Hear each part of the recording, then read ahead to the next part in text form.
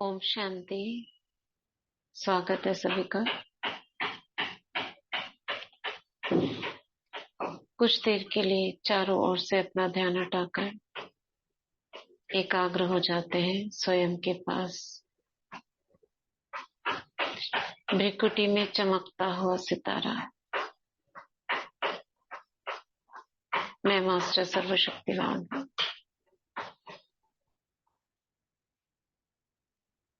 बाप दादा का आवाहन करती हूँ। प्यारे बाबा, मीठे बाबा, आज हमें भी अव्यक्त वतन के अनुभव करवा दो। कैसा होता है सूक्ष्म वतन, कैसे आप बच्चों से मिलते हो, उसकी अनुभूति, एहसास अव्यक्त स्थिति का हमें भी करा दो। बाबा अपना हाथ मेरे सिर पर रखते हैं, वरदान देते हैं। अव्यक्त स्थिति के अनुभवी भाव, डबल लाइट भाव। बाबा की छत्र छाया में आज हम अव्यक्त संदेश किताब का पेज नंबर 36, डेट है 26 दिसंबर 1988। मीठी मीठी दादी के निमंत्रण प्रति।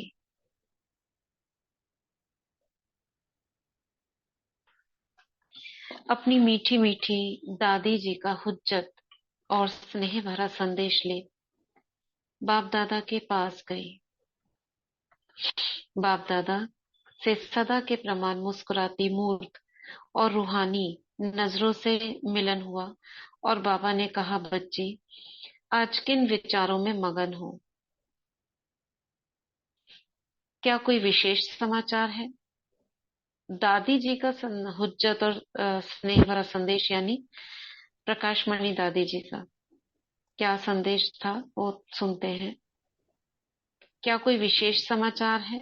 मैं बोली, बाबा सब ब्राह्मण बच्चों का जो बाबा से मिलन का संकल्प है वह सुनकर बहुत सोच चलता है कि यह कैसे पूर्ण हो। और दादी जी के पत्र को पढ़कर तो दिल चाहता है कि कभी हमने दादी को ना नहीं किया है, इसलिए कुछ भी हो पहुंच जाऊं। आप तो जो चाहे कर सकते हो। हमारा चेहरा देखते बाबा बड़ा राज युक्त मुस्कुरा भी रहा था, सुन भी रहा था। फिर बाबा बोले, बच्ची क्या तुम नहीं जानती कि बाप को तुम बच्चों से भी ज्यादा बच्चों से मिलन मनाए, बच्चों को रिफ्रेश करने का ओना रहता है, उमंग है। क्योंकि जिम्मेदार तो फिर भी बाप है।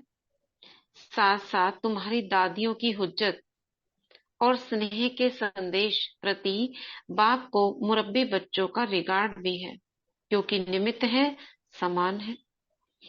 फिर भी बाप दादा सवेरे सवेरे एक खेल देख रहे थे, चलो तो तुम्हें भी दिखाऊं। ऐसे कहते बाबा आगे बगीचे में ले गए। वहां क्या देखा कि एक बहुत बड़ा तराजू था। बगीचे में ले गए और क्या देखा, एक बहुत बड़ा तराजू था जो दूर से बहुत अच्छा चमक रहा था। बाबा बोले, बच्ची आगे जाकर देखो। मैं आगे गई तो क्या देखा कि तराजू के दो पलड़ों पर एक तरफ लिखा हुआ था स्नेह और दूसरी तरफ लिखा हुआ था सेहत, स्वास्थ्य। और ऊपर डंडी को तोलने की जो होती है, आधार होता है, उस पर लिखा हुआ था ड्रामा। आप भी बना लो ऐसी तराजू। एक पल्ले पर लिख लो स्नेह, दूसरे पर सेहत, और बीच में जो कांटा होता है उस पर लिख लो स्वास्थ्य। मैं देख ही रही थी तो बाप दादा आगे आए और कहा, देखा किस तरफ का पल्ला भारी है? पूछ रहे थे बाबा। थोड़ा सा हिलाने से देखा कि सेहत, तबीयत का पल्ला नीचे गया। मैंने बोला, बाबा सदा तो स्नेह का पड़ला भारी होता है, आज इसका रहस्य क्या है। आज तबीयत का पड़ला नीचे हो गया, हमेशा स्नेह का पड़ला भारी होता था। बाबा बोले, बच्ची देखो, सब बच्चे कहते हैं बाबा रथ को ले आए, सिर्फ दृष्टि दे या सिर्फ रथ कमरे में बैठ जाए। अच्छा, किसके रथ की बात कर रहे थे ना बाबा? दादी ने बोला होगा, तो यानी गुलजार दादी का रथ जो था, देखो शुरू से ही ऊपर नीचे होता है, तो बाबा ने जी। सेहत का, है ना। गुलजार हम्म, दादी। तो तो बाबा क्या कह रहे हैं, सिर्फ दृष्टि दे या सिर्फ रथ कमरे में बैठ जाए? बाबा पूछा बाबा ने। अब बाप दादा तो जो चाहे कर सकते हैं, रथ किसी भी हालत में हो, रथवान उसका उसका भी चला सकता है, काम ले सकता है। सोचो, कब से बाबा चला रहे हैं रथ को, 69 से लेके रथ की गड़बड़ी हुई है, ये 88 का संदेश है। उसके बीच में संदेश नहीं आए हैं, क्योंकि बाबा तो बार बार आते थे ना। बाबा का हर तीसरे दिन दूसरे दिन पहले ऐसे आना होता था, तो संदेश की जरूरत कब पड़ती है, जब ज्यादा दिन हो जाए। इसलिए 69 से 70 के बीच में, 77 के बीच में कोई संदेश नहीं है, 77 में है, और फिर डायरेक्ट 83 में, और फिर उसके बाद 88 में। और 88 का ये दूसरा संदेश है। पहला पढ़ा था कल 8/5 का, और ये है 26/12 का। तो यानी दादी की तबीयत 88 से थोड़ी खराब होनी शुरू हो गई थी। तो बाबा क्या कह रहे हैं, बाबा क्या करता है, उसको भी चला सकता है, काम ले सकता है।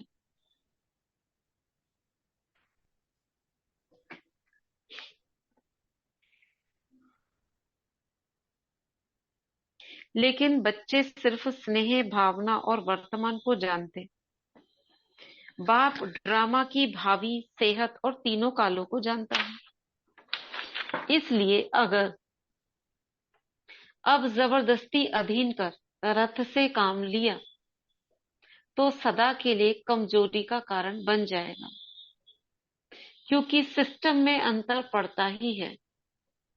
बच्चे तो हुज्जत रखते हैं बाबा से मिलने की, लेकिन बाप की प्रविष्टा होना ही कितना शक्तिशाली है, कोई साधारण बात नहीं है।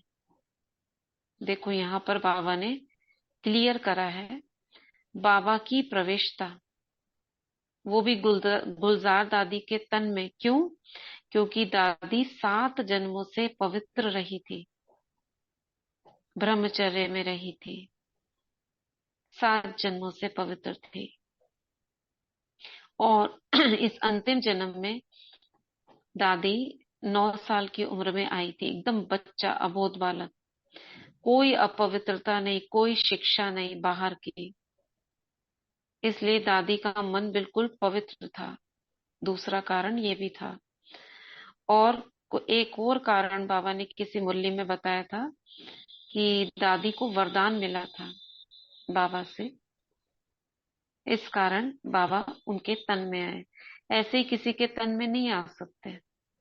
जैसे आजकल कई बार चल गया है ना, उसके तन में आया, कोई और दिखाते हैं, हो ही नहीं सकता। ऐसे ही किसी के तन में नहीं आ सकते बाबा।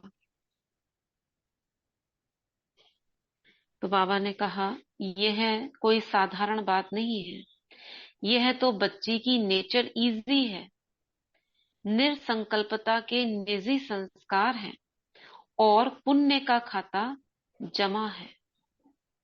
यह पाठ देखने में इजी लगता है, लेकिन बाप जानते हैं कि रथ पर उसका क्या प्रभाव पड़ता है। बाबा का आना, बच्चों को क्या लगता है, बाबा आए चले गए, लेकिन इतना बड़ा सर्वशक्तिवान, जिसको दुनिया कहती है हजारों सूर्यों से तेजों में, इतना तेज एक आत्मा के ब्रेन में प्रवेश करे, उसका ब्रेन का क्या हाल होगा। कैसे समझ सकते हो आप? जैसे इस दुनिया में भी आपने देखा होगा, कोई लोग जान देखे होंगे, मंदिरों में देखते हैं, कीर्तनों में भी देखते हैं, कोई देवी आ जाती है ऐसे बोलते हैं। देवी तो नहीं होती वो, हालांकि कोई ना कोई आत्मा का प्रभाव होता है, आत्मा आ जाती है। मगर किसी आत्मा के प्रवेश होने से जब इतनी हालत बिगड़ जाती है, उसका सर, शरीर उसका बेकाबू हो जाता है, तो एक भगवान अगर प्रवेश करे शरीर में तो क्या हाल होगा। लेकिन बाबा अपनी सभी शक्तियों को समेट कर आते हैं, और बाबा के बच्चे हैं, इसलिए उतना ही बाबा इस्तेमाल करते हैं जितना जरूरत हो। तो बाबा कहते हैं, यह पाठ देखने में इजी लगता है, लेकिन बाबा को पता है कि रथ पर उसका क्या प्रभाव पड़ता है। क्या लिखा है, ब्रह्मा बाबा के तन में भी तो बाबा रोज आते थे, फिर उनके रथ पर कोई इफेक्ट तो नहीं हुआ? क्यों नहीं हुआ दादी के तन पर? अच्छा, ब्रह्मा बाबा के तन पे जो इफेक्ट हुआ, ब्रह्मा बाबा डायरेक्ट आते थे, तो बाबा के तन पर इफेक्ट नहीं हुआ, ये सोचने की बात है। क्योंकि उनका तन तो किसका था, बहुत पावर थी उनमें, कृष्ण की आत्मा। वो तो नेक्स्ट टू गॉड ही थे, समझ लो। ओम शांति। उनके और एक बात और थी, तब तो खाली शिव बाबा ब्रह्मा बाबा में आते थे, दादी में हम्म। दो दो रथ आते थे, मतलब हाँ, ब्रह्मा बाबा का भी शिव बाबा का भी। शिव बाबा सोचिए। का भी। हम्म। हम्म। नहीं, वो पूछ रही है जैसे शिव बाबा भी तो इतनी पावरफुल आत्मा है, तो ब्रह्मा बाबा में इफेक्ट नहीं हुआ? ब्रह्मा बाबा ऑलरेडी पावरफुल थे, है ना, वो पूरे काबू में थे वो शिव बाबा के। उनके रथ पर भी इफेक्ट हुआ होगा जरूर, जो उनको खांसी आती थी, कमजोरी होती थी, इसलिए बाबा अधिक से अधिक मौन में रहते थे, आवश्यक बोलते थे, एनर्जी ज्यादा खर्च नहीं करते थे। और फिर बाबा की भी मदद थी, शिव बाबा की मदद थी उस रथ को, यूं भी कह सकते हो। और दो आत्माएं जो लेकर दादी बैठती थी, उसका अलग था, वो उनसे थोड़ा सा कम था ना। तो बाबा क्या कह रहे हैं, बाप स्नेह युक्त के साथ राज युक्त बन बच्चों को कह रहे हैं कि बच्ची तो सदा हाजिर है, आदि से अब तक बड़ों से दिल का स्नेह होने के कारण कब ना नहीं की है। कौन? गुलजार दादी ने कभी ना नहीं की है, ना कर सकती है, और ही स्नेह में भारी बन जाती है। लेकिन रथवान जिम्मेदार है। वो भले कह दे, बाबा मैं तो तैयार हूं, मैं तो आपके आगे समर्पित हूँ, दधीची ऋषि की तरह उन्होंने तो अपनी हड्डी हड्डी दे दी, लेकिन जिम्मेदार कौन है? बाबा को तो अपने बच्चों से आगे भी मिलना है ना। रथवान शिव बाबा इसलिए वर्तमान और भविष्य को जान डायरेक्शन दे रहे हैं कि इस सीजन में रथ को एक्सर्शन यानी थकावट से बचाए, इजी और रेस्ट देने से अगली सीजन में मुरली द्वारा मिल सकने का फायदा है। 88 की मुरलियां कम है क्या? मुझे ध्यान नहीं है, अभी 88 तो अभी गया है ना।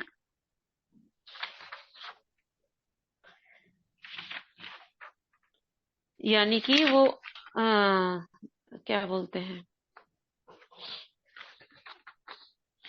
26/12 यानी कि दिसंबर तक की होंगी मुरलियां। देखते हैं। तो बाबा ने कहा अगले सीजन में अच्छे से रेस्ट होगा तो मुरली भी अच्छे से चलेगी, इसलिए क्योंकि अब की शक्ति रथ को सदा के लिए शक्तिशाली बनाने में सहयोगी है। इसमें रथ को और दूसरों को दोनों को फायदा है, समझे? यानी इस सीजन को बाबा ने मना कर दिया, नहीं आएंगे। समझ में आ गया?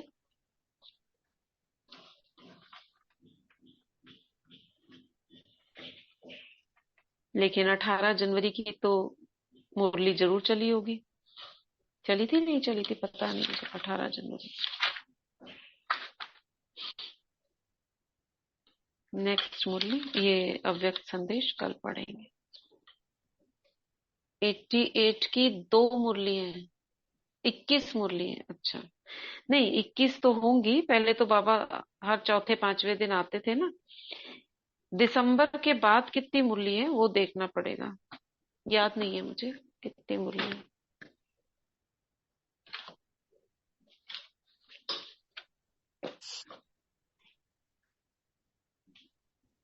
दिसंबर के बाद। चलो, आज का एफर्मेशन मैंने लिखा है,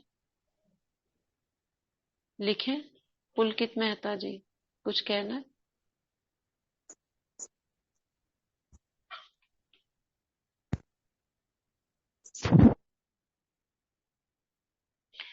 ठीक है, बोलिए पुलकित मेहता जी, कुछ कहना है? नहीं दीदी, वो जो आपने बताया था ना बनाने के लिए, हम्म। सुनीता बोल रही हूँ, वो बताया था बनाने के लिए दिनचर्या के बारे में, उसके बारे में कर रहा था। अच्छा, बनाया है आपने?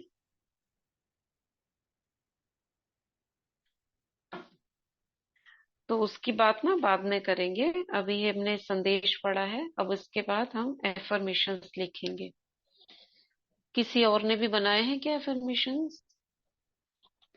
जनवरी से अगस्त तक की है। कौन से जनवरी? 88 या 88। 88 जनवरी से अगस्त तक की मूल्य है ना? हाँ जी हाँ जी। उसके बाद दिसंबर की कोई नहीं है। दिसंबर की नहीं है ना? नहीं। तो यानी कि उसके बाद दादी की तबीयत खराब हुई होगी अगस्त के बाद, तो बाबा ने उस सीजन में मना कर दिया। अच्छा। तो 89 में कब की है मुरली? 89 का देख, 89 की तो मेरे पास अभी है किताब सामने।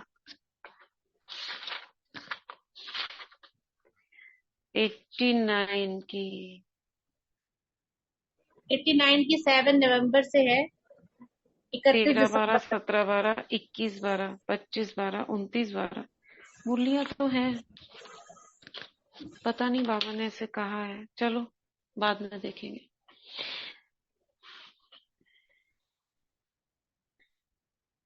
एफर्मेशंस लिखते हैं। किस किस ने लिखे हैं आज? हाथ खड़ा करना जरा।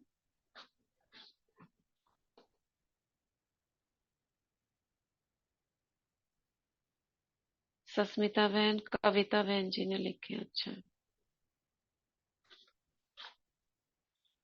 ठीक है। कविता बहन आप, आज तो मैं आत्मा लिखवा रही हूँ। कौन? बरखा बहन आपने भी लिखे हैं?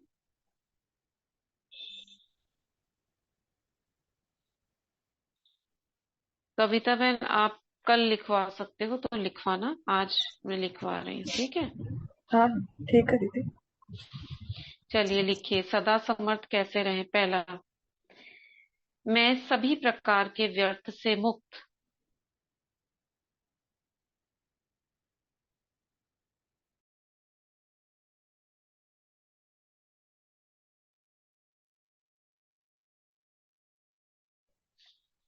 समर्थ बाप की समर्थ आत्मा हूँ।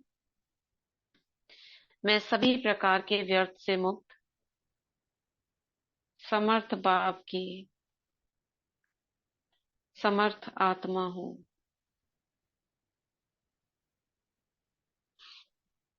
नंबर 2, मेरी दिनचर्या मनसा समर्थ स्थिति के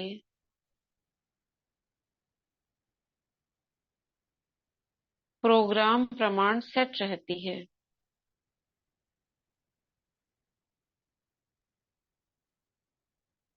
मेरी दिनचर्या मनसा समर्थ स्थिति के प्रोग्राम प्रमाण सेट रहती है। ये आज जो हमने अव्यक्त मुरली पढ़ी थी ना, उसी से एफर्मेशन निकाले हुए हैं जहां तक पढ़ी थी। थोड़ा सा एक दो रह गए हैं, वो टीचर्स का जो था वो ज्यादा हो रहे थे, इसलिए 2 एफर्मेशन और हो सकते थे तो छोड़ दिए हैं। थर्ड है, मैं अपनी मनसा को समर्थ संकल्पों में बिजी रखती हूँ। मैं अपनी मनसा को समर्थ संकल्पों में बिजी रखती हूँ। नंबर 4, मैं विश्व के नव निर्माण के आधारभूत आत्मा हूँ। मैं विश्व के नव निर्माण की आधारमूर्त आत्मा हूँ। नंबर 5,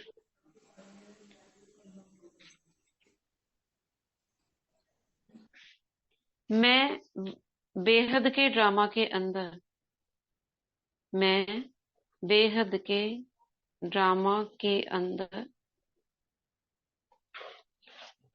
हीरो एक्टर हूँ और हीरे तुल्य जीवन वाली हूँ।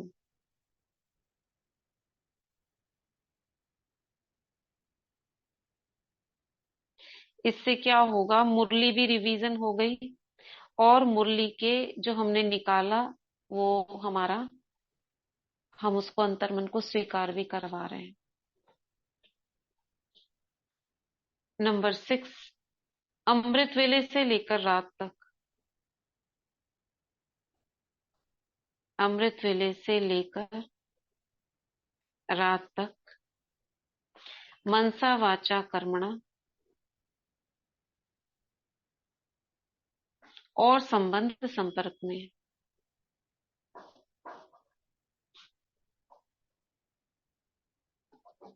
मैं आत्मा श्रीमत प्रमाण चलती हूँ।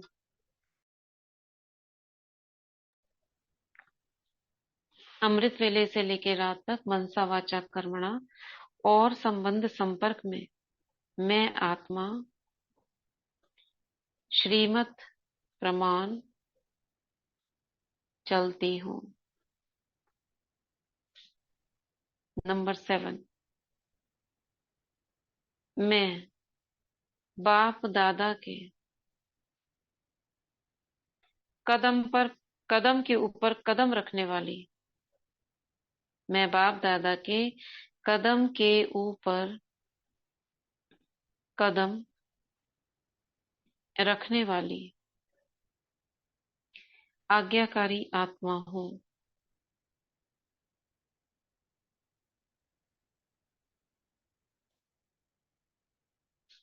नंबर 8, मैं बाप की विल पावर प्राप्त करने वाली,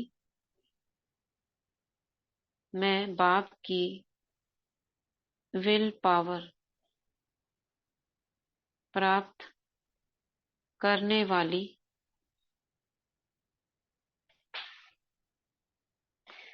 आज्ञाकारी आत्मा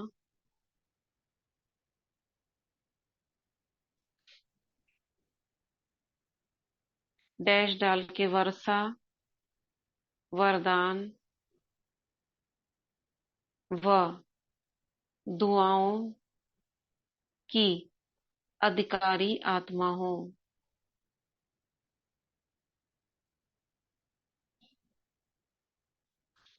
मैं बाप की विल पावर प्राप्त करने वाली आज्ञाकारी आत्मा, वर्षा वरदान व दुआओं की अधिकारी आत्मा हूँ। नंबर 9, मैं सदा खुशी में नाचने वाली, मैं सदा खुशी में नाचने वाली और वाह वाह के गीत गाने वाली उड़ता पंछी हूँ।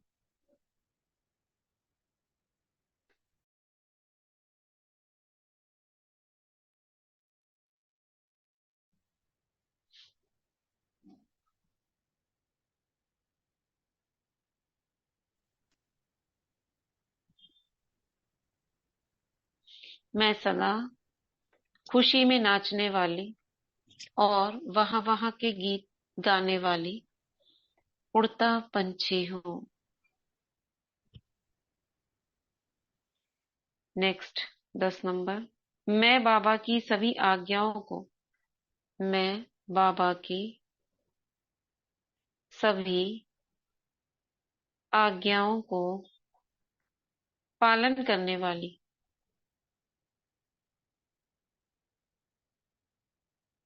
सूक्ष्म अवज्ञा से भी मुक्त आत्मा हूँ।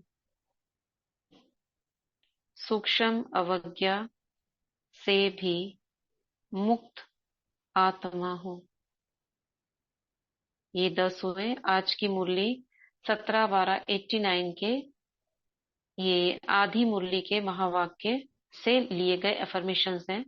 ये मुरली जिन्होंने नहीं पढ़ी है वो जरूर पढ़ लें, भले ही पढ़ लें अपने आप, लेकिन ये मुरली ना बहुत इंपॉर्टेंट है।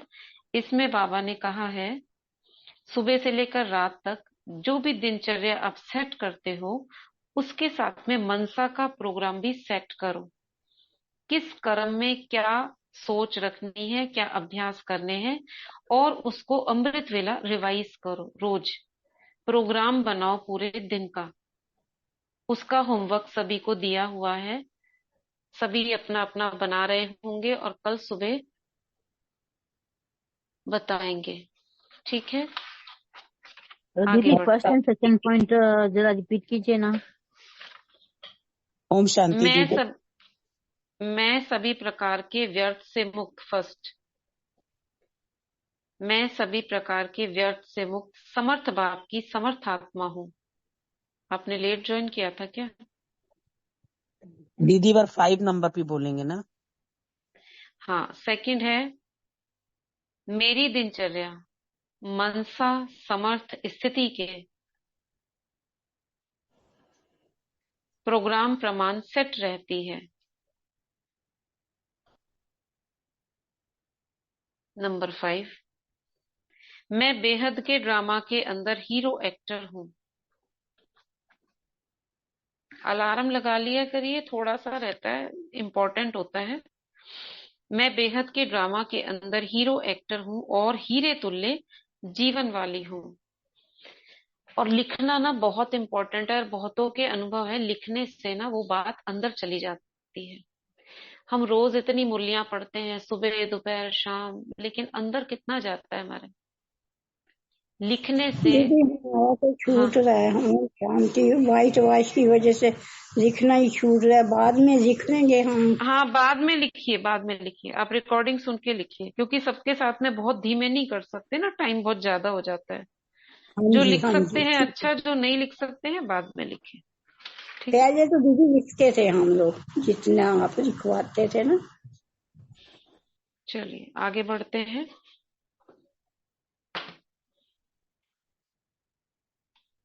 4:50 होने को आए हैं। 5-7 मिनट अशरीरीपन का अभ्यास करेंगे हम, ठीक है? उसके बाद पानी आप खुद चार्ज कर सकते हैं, मैं पानी लेके भी नहीं बैठी हूँ। चलिए बिल्कुल रिलैक्स हो जाते हैं। चारों ओर से इधर उधर से सब ध्यान हटा दो। अपने शरीर को देखो, पैरों की उंगलियों पर ध्यान ले जाओ। अब मुझे इस शरीर के अंदर जो फैली हुई ऊर्जा है उसको समेटना है। महसूस करें पैरों की उंगलियों से एक ब्राइट वाइट लाइट एक एक कोशिका को छोड़ती चली जा रही है, ऊपर की ओर उठ रही है। जैसे स्कैनिंग होता है ना, तो ऊपर से नीचे चलता है, ये नीचे से ऊपर जा रही है। एड़ी को छोड़ दिया, पिंडलियों को छोड़ दिया, ऊपर घुटनों तक। हाथों की उंगलियों को भी छोड़ दिया, कलाई तक। पैरों के घुटनों से ऊपर जांघों से होती हुई ये ऊर्जा कमर के निचले हिस्से में आ गई। कमर का निचला हिस्सा पूरी तरह रिलैक्स।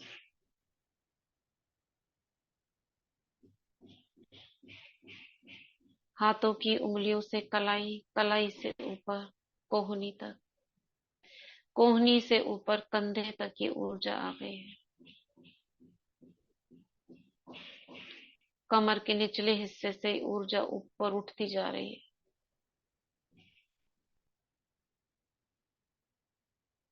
छाती तक, छाती से गर्दन तक, गर्दन से लेके नीचे तक पूरा शरीर पूरी तरह रिलैक्स हो चुका है।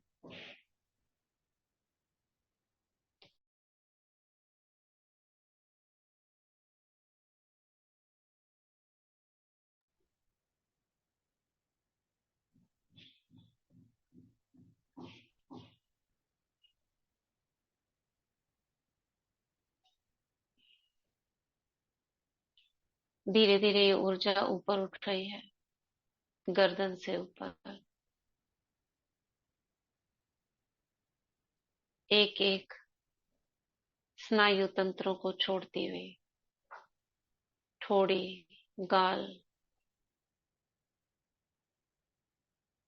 कान, सिर का पिछला भाग, ऊपरी भाग, मस्तक का ऊपरी भाग, आंखों का और मस्तक के बीचों बीच एक लाइट का गोला चमक रहा है।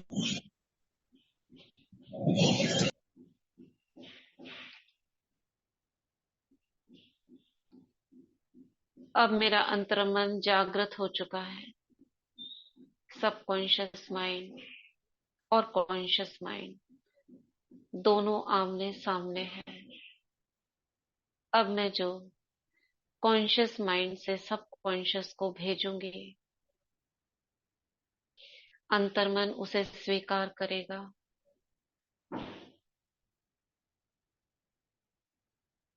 और उसे मेरा स्वरूप बना देगा।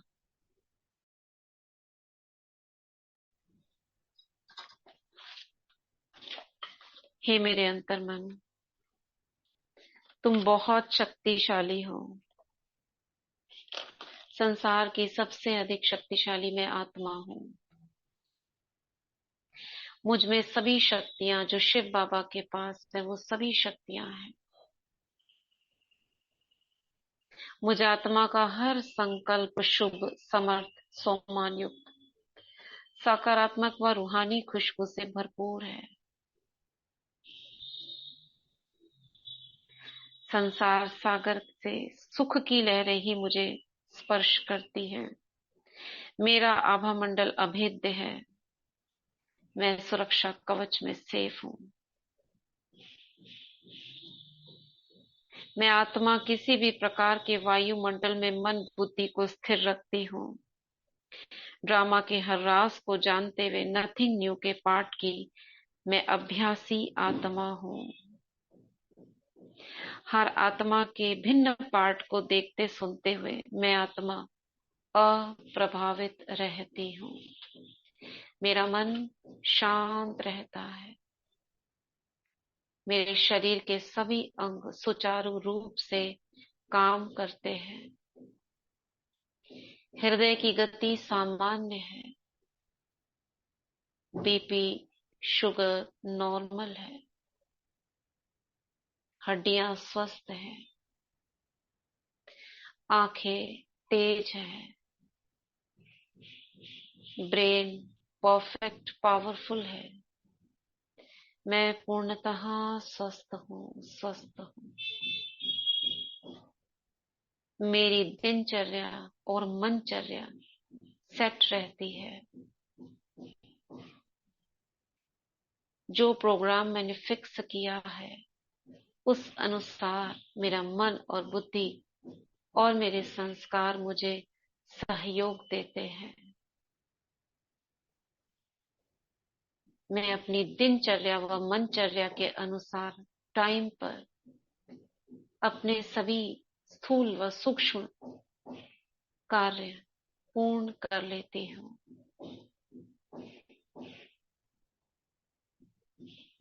बाबा मेरे साथ है, मुझसे कंबाइंड है और मेरे हर कार्य में मददगार है। मैं बाबा की, बाबा मेरा है।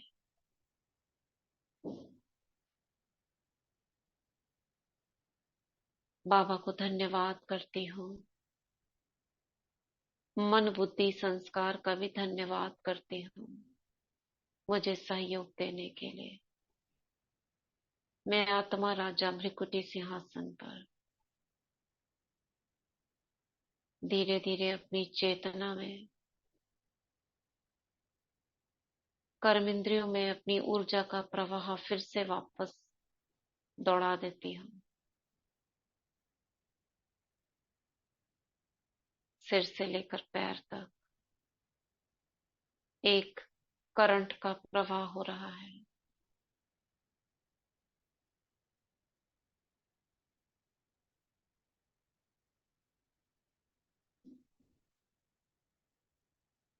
और मैं आसपास और अपने शरीर के भान में इस देह में देही आत्मा को अनुभव करती हूँ।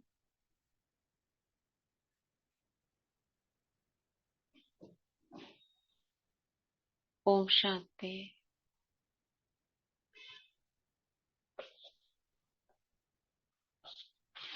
अब इसी अवस्था में बाबा की हीलिंग ऊर्जा को अनुभव करेंगे अपने हाथों में। बाबा की पवित्र ऊर्जा मेरे हाथों में आ गई है। प्राण शक्ति, संजीवनी शक्ति मेरे हाथों में है। सारा ध्यान इस ऊर्जा पर केंद्रित कर देंगे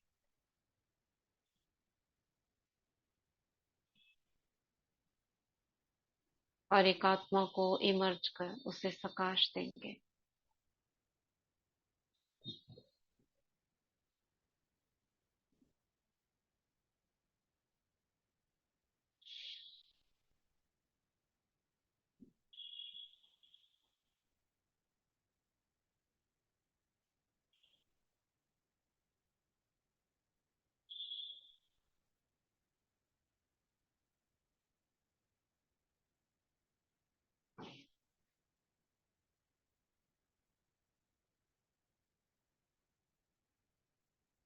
ओम शांति। अब हाथों को रब करेंगे। मैं मास्टर सर्वशक्तिवान हूँ। मैं मास्टर सर्वशक्तिवान। मैं मास्टर सर्वशक्तिवान।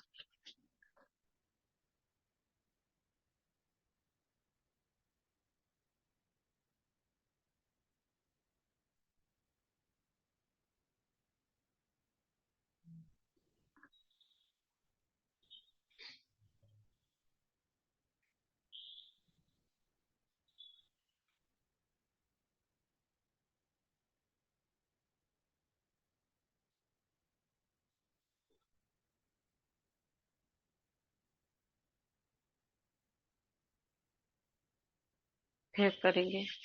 मैं मास्टर सर्वशक्तिवान हूँ। मैं मास्टर सर्वशक्तिवान हूँ। मैं मास्टर सर्वशक्तिवान।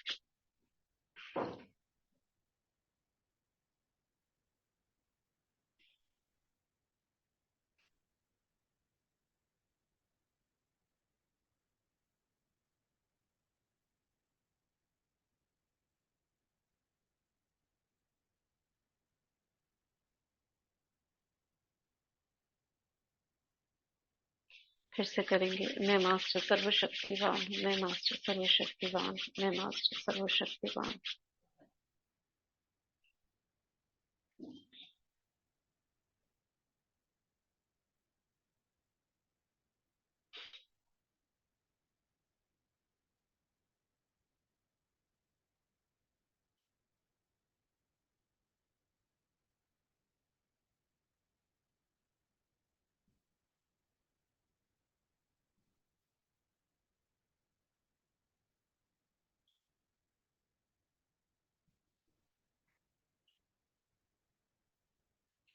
ओम शांति। ओम शांति। बाकी आई एम सॉरी वाला अभ्यास आप खुद करिए और जो एफर्मेशंस पहले लिखते आ रहे हैं जिनको स्व के कल्याण के लिए करना है वो भी लिखते रहें। कोई उनमें से चुनकर 3 बार, हम 21 बार हम कर चुके हैं, उनमें से सिलेक्ट कर लो और आपके पर्सनल हैं उनको भी ऐड कर लो और एक बार दिन में जरूर लिखो। 10 मिनट लगते हैं। प्रीति बहन कुछ कहना है आपको?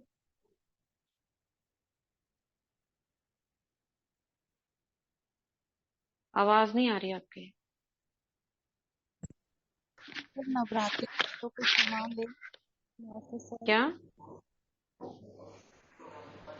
बेटा एक दीदी, कल से नवरात्रि है ना, तो ये सामान ले रिटर्न में अफर्मेशन ले ले कि मैं सिर्फ शक्ति अष्टभुजाधारी हूँ। क्यों नहीं ले इसमें सकते? क्यों नहीं ले सकते? आराम से लीजिए। कीर्ति बहन।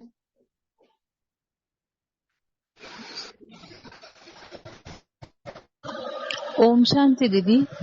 हाँ जी। दीदी नुमाशाम योग होता है, क्लास हो रही है हाँ, दीदी नुमाशाम? नुमा शाम शायद करवाती है ना उषा बहन जी, आप करवाते? दीदी वो लिंक आती नहीं है हमारे। लिंक भेजी थी दीदी ने, एक बार भेजी थी, आप उसे ना सेव कर लीजिए, रोज आप उसमें बुक पड़ी होता है, जाती है। डेली हो रहा है नुमा हाँ शाम लिंक। तो आपने कहा था ना, हमने एक बार कह दिया है बहनों को। हाँ, आप लिंक आज भेज देना, फिर उसे सेव कर लो, उसमें बुक भी पढ़ी जाती है वंदे मातरम, और नुमा शाम भी होता है ना, रोज हो रहा है, तो बुक तो पढ़ी ही जाएगी इसमें। ठीक है दीदी। ओम ठीक है। शांति। हाँ, ओम शांति दीदी। ओम शांति। दीदी अमृत वेला नहीं हो रहा है क्या? अमृत वेला आप चेक करते हो ग्रुप में? करती हूँ दीदी, आता ही नहीं है, सुबह है। कल से होगा शुरू, एक हफ्ते के लिए होगा। अच्छा, कल करिएगा। ठीक है दीदी, थैंक यू दीदी। और कल बाबा मिलन है, 15 तारीख है, कल क्लास तो कल 5 होगी। बजे क्लास होती है। नहीं नहीं, 5 बजे उसकी क्लास होती है ना, सूरज भाई की, तो कल फिर रहने देते हैं। ठीक है। सुबह अव्यक्त मुरली तो होगी जरूर, शाम का क्लास फिर परसों कर लेंगे। ठीक है। और कल किताब नहीं पढ़ी जाएगी, कल 15 मिनट योग होगा नुमा शाम, सिर्फ 6 से 6:15। ओम शांति।